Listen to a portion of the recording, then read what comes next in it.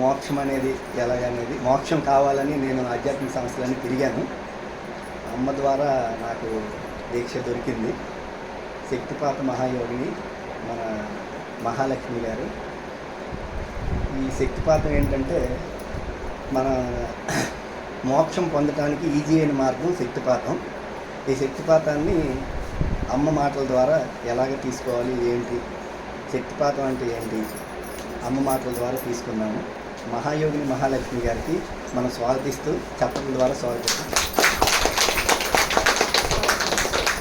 జై గురుదేవమ్మ. ఓం శ్రీ గురుదేవుని ఆ గురుదేవుని పాదపద్మకు అనంత కోటి ప్రణామాలు. అందరికీ నమస్తే అండి. అందరు బాగున్నారు కదా?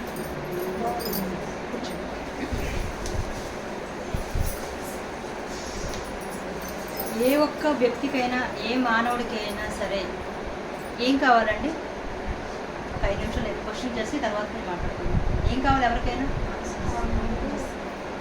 కొంచెం వచ్చి గట్టిగా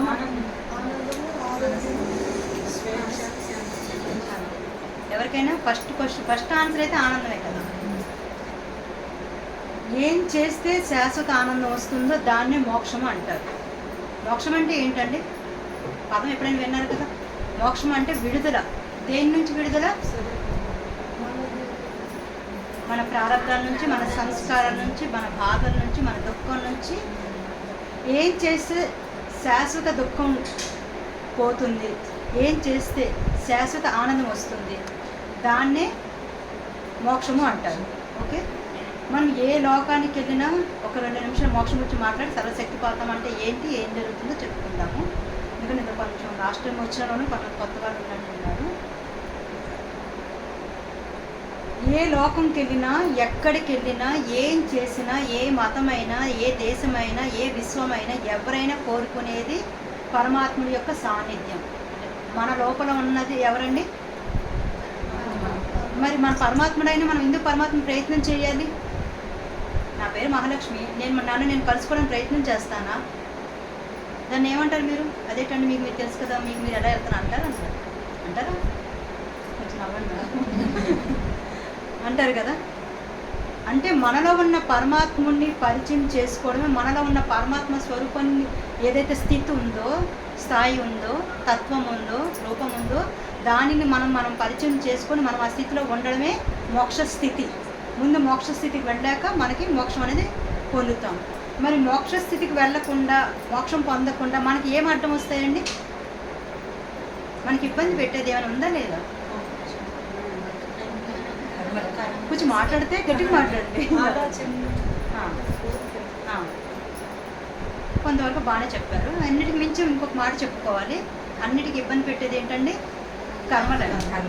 కర్మలు అనేది ఒప్పుకుంటారు కదా, జన్మలు అనేది ఒప్పుకుంటారు కదా, పాప కర్మానుసారం పుణ్య కర్మానుసారమే మన జీవితం ఉందని ఒప్పుకుంటారు కదా. అంతవరకు క్లియర్ కదా.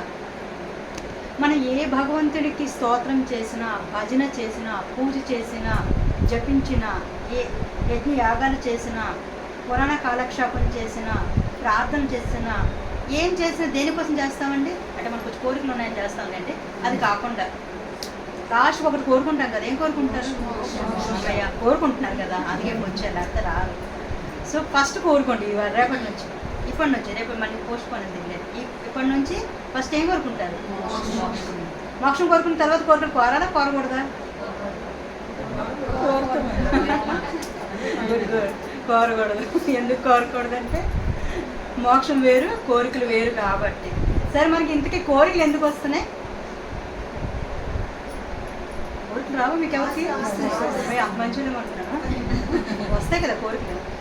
మంచి కోరికలు కానీ కోరికలు అయితే వస్తాయి. ఎందుకు వస్తున్నాయండి కోరికలు?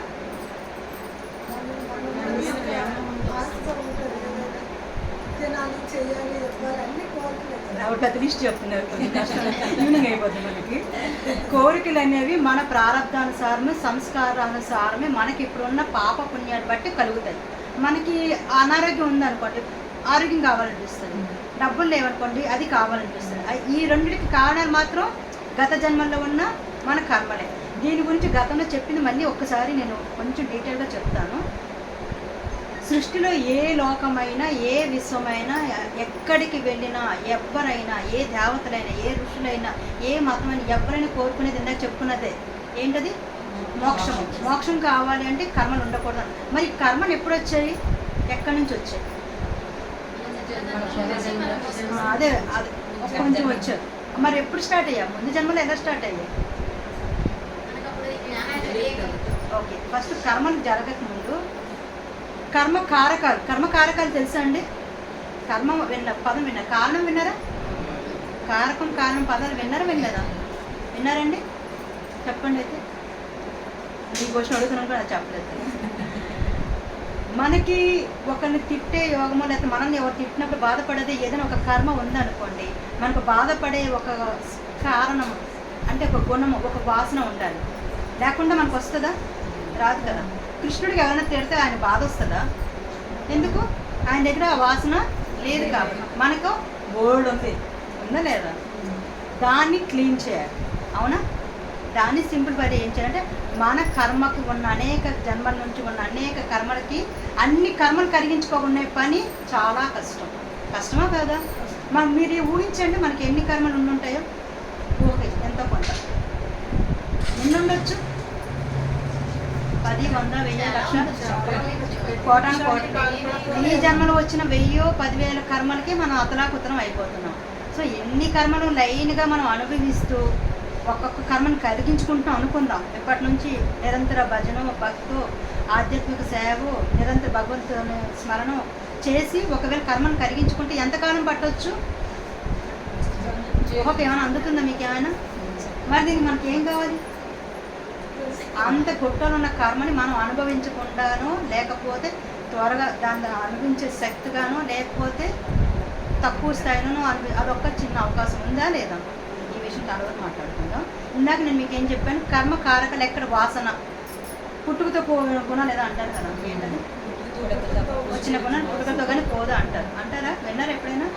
ఆ వాసన ఆ మనిషి వాసన అంతే అంటారా? విన్నారా? అది ఎక్కడి నుంచి వస్తుంది? ఒక 2-3 చిన్న ఎగ్జాంపుల్స్ చెప్తాను. ఇప్పుడు మనం ఇలా ఉన్నాం కదా, పుట్టిన నుంచో చిన్నప్పటి నుంచో చిన్నతనం నుంచి ఉన్న దుఃఖమో కోపమో బాధో భయం కానీ లేదా గత జన్మలో ఎవరైనా చనిపోయే ముందు ఏదో మంటలో పడి చనిపోవడమో లేకపోతే నీటిలో పడి చనిపోవడమో ఇంకోటి ఏదో లేదా ఎవరినో బాగా బాధించే భర్త ఉంటే దుఃఖంతో చనిపోవడం లాంటిది ఉందనుకోండి, ఆ వాసన ఇంకా ఉంటాయా ఉండవా? ఆ ఉంటాయని నేను చెప్తే మీరు నమ్మేస్తారండి. మీరు అడగాలి, ప్రూఫ్ అడగాలి. నేను చెప్పినా నమ్మేకండి, మీరు అడగండి అన్నా. అవునండి ఎలా చెప్తున్నారండి అని అడగరు ఇప్పుడు కూడా. అడగండి, కామెగా బుద్ధిగా పెంచారండి అందరినీ. మీరేం చెప్తారో వినేస్తున్నారు బుద్ధిగా. ఒక పిల్లవాడు పుట్టగానే తల్లి గర్భంలో ఏమైనా చేస్తాడా? ఏం చేయడు, ఉంటాడు అంతే, పెరుగుతాడు అంతే, అవునా? పుడుతూనే ఏడుస్తాడు, పాలు తాగుతాడు, బాత్రూమ్ టాయిలెట్ తర్వాత బంగారం పాకడం అన్నీ కూడా ఎవరు చేస్తారండి? స్వయంగా ఎలా చేస్తున్నాడు? మరి వాడు ఆత్మలో ఉన్న, మన ఇంగ్లీష్లో అయితే సబ్ కాన్షియస్ మైండ్ అనొచ్చు, తెలుగులో అయితే ఆత్మ పదార్థం అనొచ్చు. దాంట్లో నుంచి ఆ జ్ఞాపకాల నుంచే వాడు అవన్నీ చేయగలుగుతున్నాడు. అర్థమైంది కదా? అంటే ఈ ఆత్మలో ఇవన్నీ ఎలా వచ్చాయో దానికి ముందు ఉన్న అనేక జన్మలో ఉన్న కారణాలు వాసనలు అన్నీ ఉంటాయి. కర్మలు పుణ్యకర్మ పాపకర్మ కాసేపు పక్కన పెడదాము. నేను ఇప్పుడు వాసన గురించి గుణాల గురించి మాట్లాడుతున్నాను. ఇంకొంచెం వెనక్కి వెళ్ళామన్నమాట.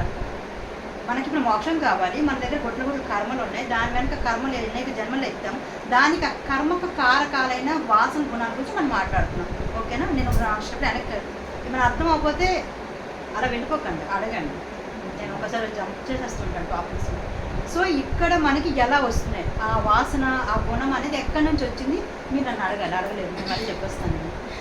భూమి మీద ఒక సూర్యకిరణం ఎలాగో పరమాత్ముడి యొక్క బిందువు మనం, అవునా? అందుకే కదా మనందరూ పరమాత్మ స్వరూపం, కృష్ణ స్వరూపం, రామస్వరూపం ఏదైనా ఒకటే అనుకోండి. మనందరూ ఏ స్వరూపం అండి?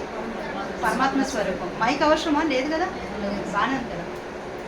పరమాత్మ స్వరూపం ఏదైతే పరమాత్మ స్వరూపమో భూమి మీదకి వచ్చినప్పుడు ఆత్మగా, అంటే సముద్రంలో ఒక చుక్క తీసి దాన్ని ఏమంటారు? సముద్రం అంటామా? నీటి బిందువు అంటారు. అలా పరమాత్మ నుంచి ఒక చుక్క తీసి దాన్ని ఏమంటారు? ఆత్మ అంటారు. మొత్తంగా ఉన్నది పరమాత్మ అంటారు. ఇంతవరకు అవుతాం. ఏదైతే పరమాత్మ నుంచి మనం ఒక బిందువుగా వచ్చినప్పుడు భూమి మీదకి వచ్చినప్పుడు, ఇంకా లోకాల నుంచి మనం వెళ్ళట్లేదు, ఇవాటికి ఇంతవరకు వెళ్దాము. ఏదైతే భూమి మీదకి వచ్చిన ఆ యొక్క కిరణం ఉందో ఆత్మ ఉందో కొన్ని జన్మలు మినరల్ కింగ్డమ్గా లైఫ్ తీసుకుంటుందండి. మినరల్ కింగ్డమ్ అంటే ఏంటో తెలుసా? ఖనిజ జీవితం. ఖనిజ జీవితం అంటే ఏంటండి? రాళ్ళు, రాయ, రప్పలు, ఇసుక, చెట్లు కాదు, ఇసుక, కొండలు, నీళ్లు, డైమండ్, బొగ్గు, అందులో కూడా మంచివి. రాముడు శిల్పం అయితే మంచి జన్మ. అదేదో ఎక్కడో ఇంట్లో నడిచే దగ్గర మెట్ల కింద ఉంటే అది మళ్ళీ అక్కడ వేరు. అక్కడ ఏమవుతుంది? సూర్యరశ్మి బయట ఈ భూమి మీద ఉన్న వాతావరణానికి ట్యూన్ అవుతుంది. అలా వేల జన్మలు ఎత్తుతాం మనం. ఎన్ని జన్మలండి? ఊహించలేము. చాలా వేల జన్మలు ఎత్తుతాం. తర్వాత ప్లాంట్ కింగ్డమ్. ఇది చెప్పకుండా ఇది రావడం అవ్వదు, కొంచెం వినాలి ఓపికగా. ప్లాంట్ కింగ్డమ్ అంటే చెట్లు, మొక్కలు, అందులో కూడా పళ్ళు, అందులో కూడా విషం ఉంది, తేనె ఉంది, అన్ని రకాలు ఉంది అందులో. చెట్లు, వృక్షాలు, చిన్న చిన్న గ్రాస్ నుంచి మహావృక్షాల వరకు కూడా. ఇక్కడ ఏం నేర్చుకుంటుంది ఆ ప్రాణి? ఆత్మ ఏం నేర్చుకుంటుంది? ఊపిరి, ఆత్మ కార్బన్ డైఆక్సైడ్ తీసుకుంటుంది, ఆక్సిజన్ వదులుతుంది, ప్రాణం ఉంటుంది, దాని జీవితం అనేది అక్కడ మొదలవుతుంది. తర్వాత యానిమల్ కింగ్డమ్. యానిమల్ కింగ్డమ్లో ఎన్ని రకాలు ఉన్నాయండి? భూమి మీద ఎన్ని రకాల జీవరాశులు? 80 అంటే 4 కలుపుతారు మీరు. 84 ఓకే. 84 ఓన్లీ 2 ఎక్కువ తక్కువ మొత్తం మీద చాలా జంతు ప్రాణులు అయితే ఉన్నాయి. అక్కడ మనం ఏం నేర్చుకుంటాం? నక్కగా ఉంటే ఏం నేర్చుకుంటాం? జిత్తులు మారుతాను అన్నీ. ఆవు అయితే పూలైతే, పాము అయితే. ఇక్కడ ప్రతి జీవిలో ఒక్కొక్క ప్రత్యేకమైన గుణం ఉంటుంది. మనకు కొన్ని తినే చేసుకుంటూ వస్తాం. ఆర్డర్ నేను ఎగ్జాక్ట్లీ నేను చెప్పలేను కానీ ఖచ్చితంగా అన్ని జీవితాలు ఎత్తే ఉంటాను. ఎత్తకుండా ఇంపాసిబుల్ అనమాట. భూమి మీద ఈ 3 రకాలు అయిన తర్వాతే మానవ జన్మ వస్తాం. మానవ జన్మ ఎత్తే ముందు దానికి తల్లి, బిడ్డ, గూడు, ఇల్లు, పిల్లలు, ఆకలి అన్నీ అక్కడ నేర్చుకుంటాం. బంధాలు, కొంచెం మనసు వరకు వెళ్ళదు. వానికి గతము భవిష్యత్తుతో ఉండకుండా వర్తమానంలో ఉండి ఈ గుణాలనే అక్కడ ఉంటాయి. భయము, బాధ, ఆకలి, నిద్ర, దుఃఖము, ప్రతిదీ కూడా. అవునా? ఒక పక్షి ఎంత కష్టపడుతుంది ఆ గూడు కట్టడానికి, ఆ పిల్లల గుడ్డు పెట్టడానికి, దానికి కామరా, ఇవన్నీ అక్కడ మనం నేర్చుకుంటాం. కానీ అక్కడ జీవితంలో ఎక్స్ట్రా టాపిక్లోకి వెళ్ళిపోతానేమో, అక్కడ ఇంకా కూడా దైవ గుణాలతోనే ఉంటుంది. ఒక కుక్కకి కానీ పాముకి కానీ ఉన్న తాడే మనకు ఉంటుందా? ఉండదు. కానీ మనకి ఇప్పుడు వచ్చనుకోండి చాలా కొమ్ములు వచ్చేస్తాయి.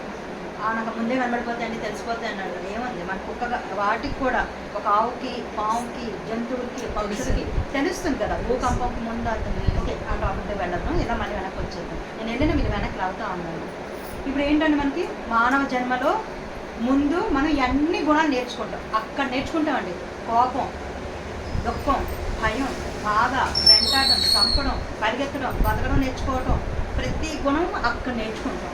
ఇప్పుడు మన పని ఎక్కడ కొనుకొచ్చిందండి? ఈ గుణాలతోనే మనకి తెలియక మనిషి జన్మ ఎత్తుతాం. మనిషి జన్మ ఎత్తిన తర్వాత ఈ గుణాలతోనే మనం జీవిస్తాం. ఆ జీవించడంలోనే అన్ని రకాల కర్మను పోగు చేసుకుంటాం. ఇప్పుడు ఎక్కడ మొదలైంది కదా, అర్థమైంది కదా? ఇది గుర్తుపెట్టుకోండి. మనకి ఇక్కడ అక్కడి నుంచి వచ్చిన ఏవైతే కర్మలు, కారకాలు, కర్మలు అక్కడి నుంచి ఎన్ని జన్మలు ఎత్తగా లాస్ట్కి ఏదో ఒక జన్మలో అసలు ఏంటి, ఎందుకు, తర్వాత కొన్ని జన్మల్లో భగవంతుడు, భక్తి, నా కష్టాలు భగవంతుడు తీరుస్తాడు, ఇవన్నీ మొదలు పెడతాం.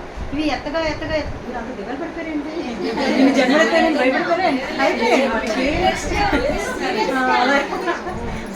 అంటే ఇంకా కొంచెం ఎక్స్ప్రెషన్ బాగా ఇచ్చారు, తర్వాత కొంచెం అవునా అని ఇచ్చారు, తర్వాత కొంచెం డేలో పడిపోయారు. అంటే మనం ఎత్తేసామండి, అయిపోయింది మన పని. నాకు టెన్షన్ పడకపోయింది.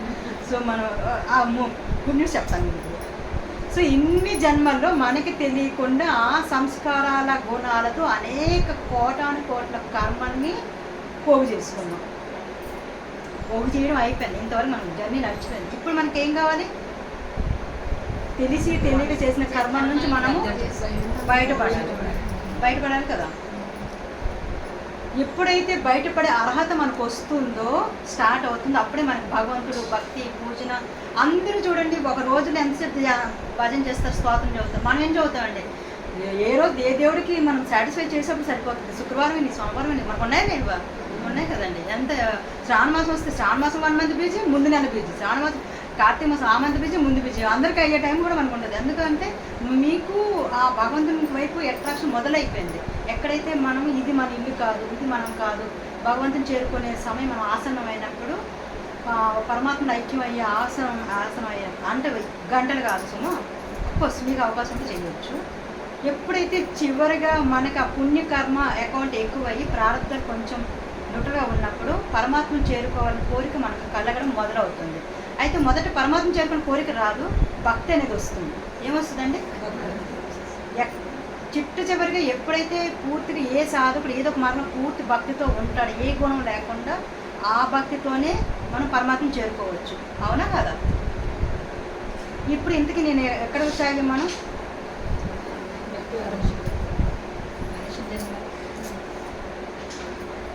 మాట్లాడారు కొంచెం మీరు మంచి పాయింట్ పట్టుకున్నారు. అదే నేను ఒక్కొక్క ముందు మన కర్మల దగ్గర ఆగామండి. అనేక జన్మల కర్మలు ఉన్నాయి. అయితే మనకి భక్తి కానీ భజన కానీ యజ్ఞ యాగాలు కానీ ఏ మార్గంలోనైనా సరే ఒక్కొక్క కర్మని కలిగించుకుంటూ మనము పుణ్యం చేసుకుంటూ ఉంటాం. ఇక్కడ మీకు ఒక ఇబ్బందికరమైన విషయం నేను చెప్తాను, మీరు యాక్సెప్ట్ చేసి తీరాలి. మనకి ఏంటంటే బ్యాడ్ కర్మకి పాపకర్మకి ఆ ఫలితం ఉంటుంది, పుణ్యకర్మకి ఆ ఫలితం ఉంటుంది. ఇది ఒప్పుకుంటారు కదా? Yes or no? రెండో ఉంటే మన జీవితం కొంచెం సునాయాసంగా సాగుతుంది. కాబట్టి మనం కొంచెం పుణ్యం కూడా సంపాదించుకోవడానికి అనేక ప్రయత్నాలు చేస్తాం. అంత మొత్తం పాపకర్మల బాధలు భరించడానికి పుణ్యకర్మలు అనేవి కావాలి. ఎవరికైతే మోక్షం కావాలంటే ఏమవ్వాలండి? రెండు న్యూట్రల్ అవ్వాలి. ఓకేనా? జీరో అవ్వాలి. ఫస్ట్ టైం నా వినడం క్లాస్, అందుకే కొంచెం నాకు కూడా ఆలే కావాలి. అలా విన్న వాళ్ళు ఏం చేస్తారు?